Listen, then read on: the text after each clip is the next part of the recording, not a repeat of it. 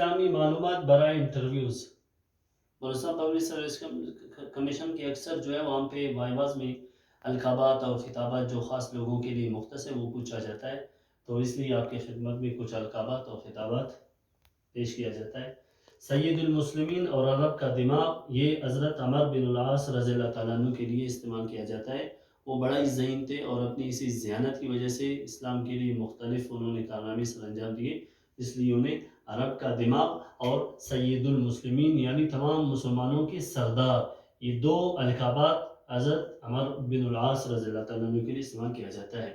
اور دوسرا نجیب اللہ اور خلیفۃ اللہ، یہ حضرت داؤد علیہ السلام کے لیے استعمال کیا جاتا ہے۔ حضرت داؤد علیہ السلام پر جو ایک آسمانی کتاب ہے جسے زبور کہا جاتا ہے، زبور حضرت داؤد علیہ السلام پر نازل ہوئی، اور داؤد علیہ السلام کی آواز میں اتنی تاثیر تھی کہ جب وہ تلاوت کرتے زبور کی تو وہاں پر جو پہاڑ ہوتے وہ ہلنے لگتے، اور اسی طرح جو پرندے تھے وہ سارے ساکت ہو جاتے، ٹھہر جاتے، اور حضرت داؤد علیہ السلام کی زبان مبارک سے زبور سنا کرتے۔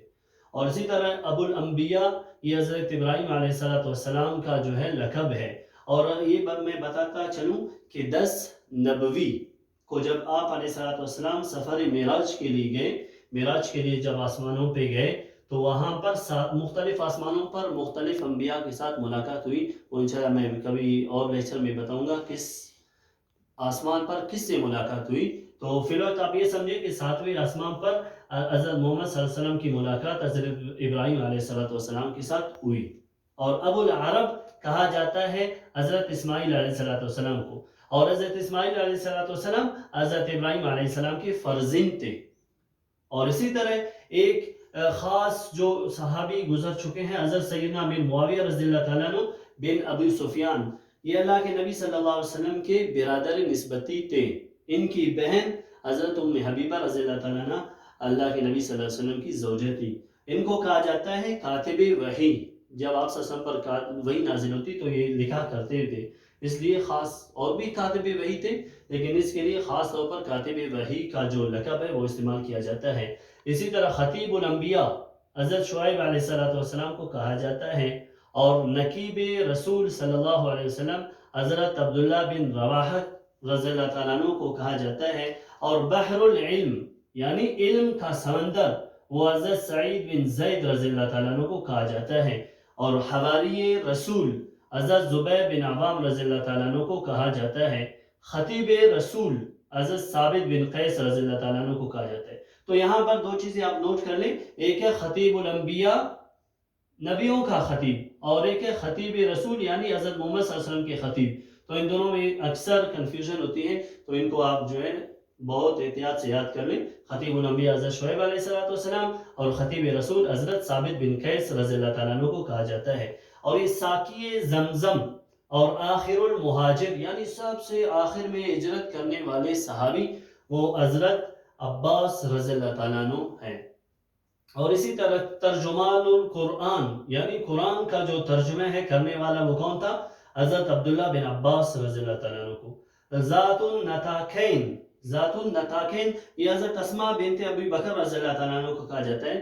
جب آپ صلی اللہ علیہ وسلم 13 نبوی کو ہجرت فرمانے کے ارادے سے جب مکہ سے نکلے تو 3 دن تک غار ثور جو مکہ سے 3 میل کے فاصلے پر ہے وہاں پر آپ صلی اللہ علیہ وسلم نے پڑاؤ ڈالا، وہاں پہ قیام فرمایا۔